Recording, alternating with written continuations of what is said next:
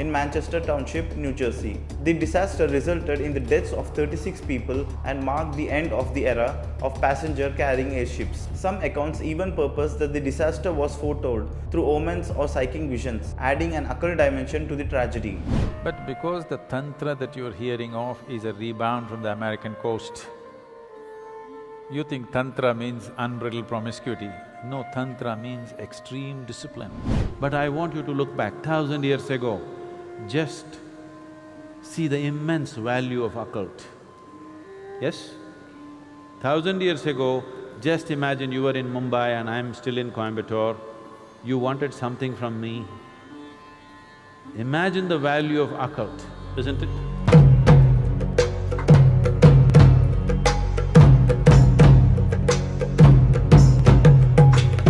When you say Tantra, one has often heard the term Tantric, and and there's various kinds of things floating around about it. Can you just shed some light on what essentially, is there something like a dark arts or what? Most of the existence is dark art. Light is only a small happening in this existence, isn't it? Isn't most of the existence dark? Yes. Light is a very small happening, a very limited happening. If light has to come, something has to burn. To have these lights going, something in this planet is burning right now. You must understand this, ecologically aware people. To have all these dots of light, something is burning somewhere.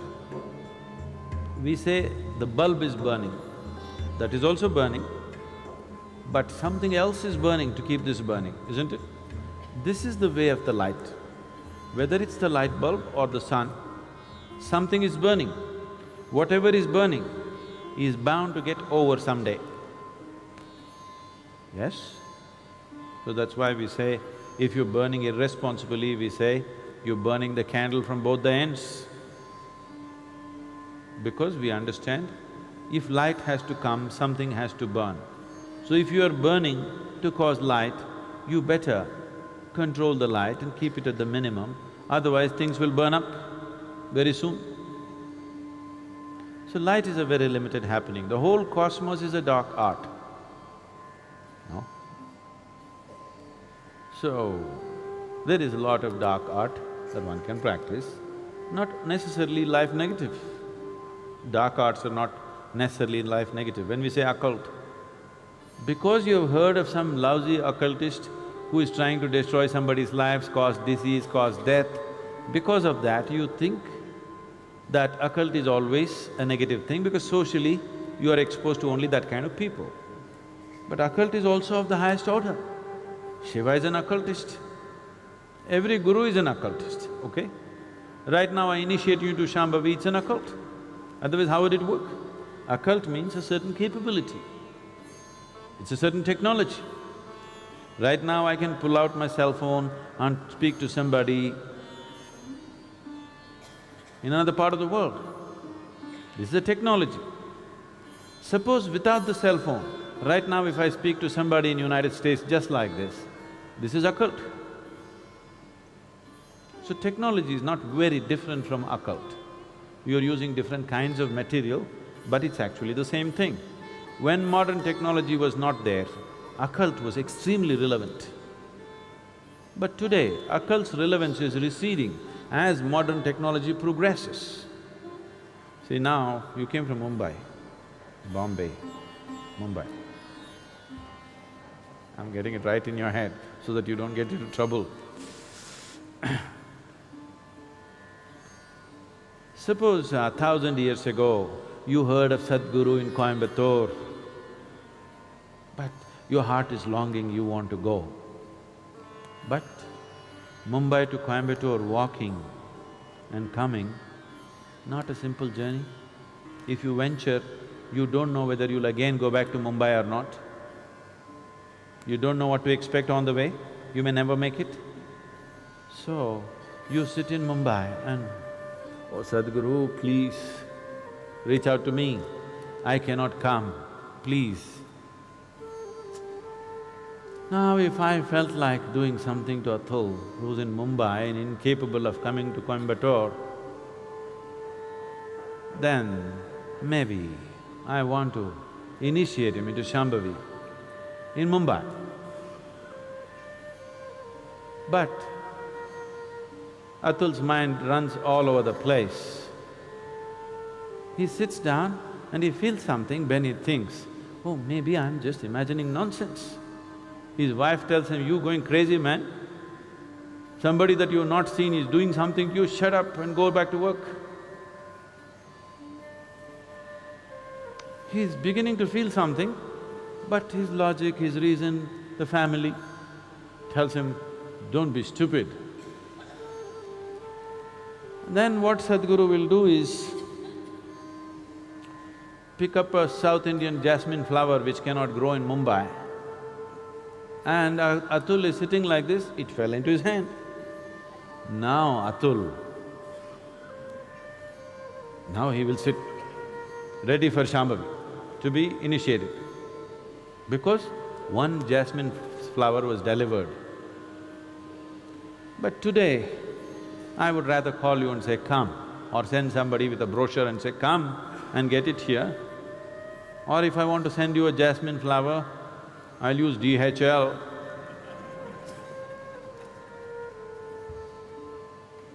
So modern technology is making occult obsolete, but I want you to look back 1,000 years ago, just see the immense value of occult. Yes?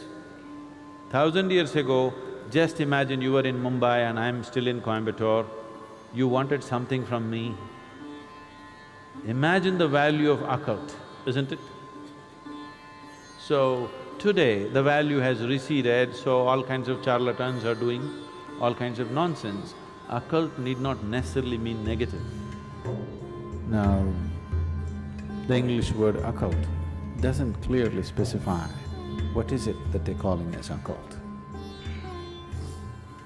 Recently, someone asked me a question in the Samyama, I think.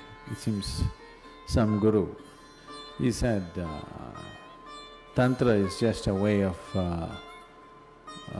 getting over what? Obsessions. Just getting over obsessions.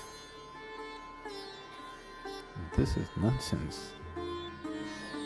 We need to, unfortunately, today, redefine the word Tantra, because it's been distorted by people. First, let's understand this. The word Tantra means a technique or a technology.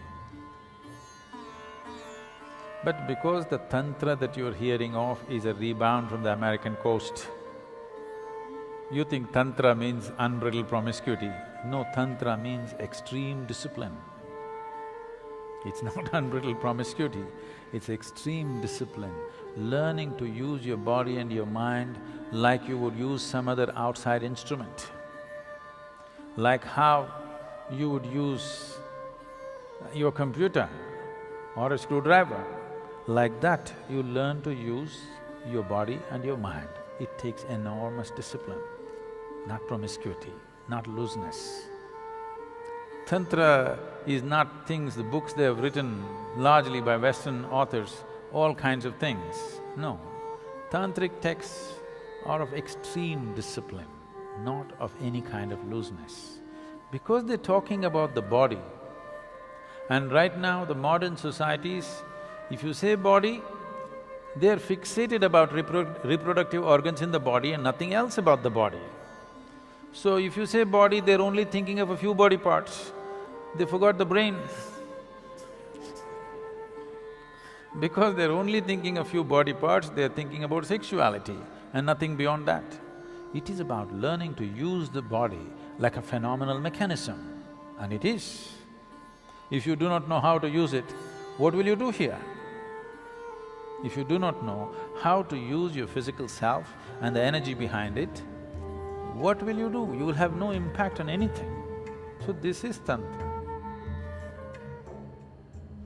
The term occult refers to supernatural phenomena, rituals and practices that are often considered beyond the realm of conventional understanding or scientific explanation.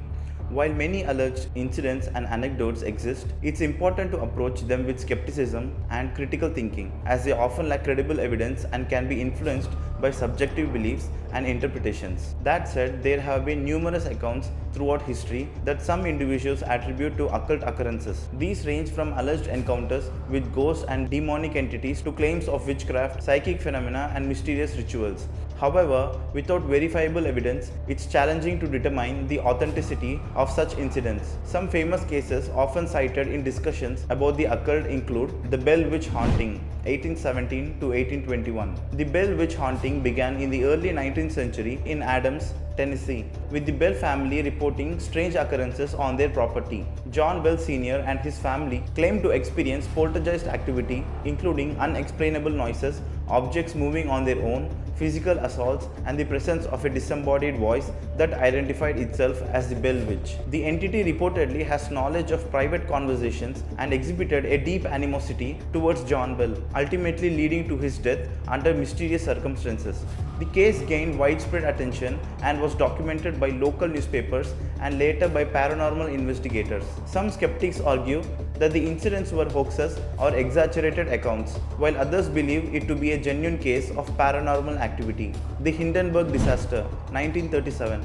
The Hindenburg disaster occurred on May 6, 1937, when the German passenger airship LZ-129 Hindenburg caught fire and was destroyed during its attempt to dock with its mooring mast at Naval Air Station Lakehurst in Manchester Township, New Jersey. The disaster resulted in the deaths of 36 people and marked the end of the era of passenger-carrying airships, while investigations concluded that the fire was likely caused by a combination of factors, including a hydrogen leak and static electricity. Conspiracy theories and urban legends have circulated suggesting alternative explanations such as sabotage or supernatural intervention. Some accounts even purpose that the disaster was foretold through omens or psychic visions, adding an occult dimension to the tragedy. The Mothman sightings, 1966 to 1967. The Mothman sightings occurred in Point Pleasant, West Virginia, between November 1966 and December 1967. Witnesses reported encounters with a large winged humanoid creature with glowing red eyes, which came to be known as the Mothman.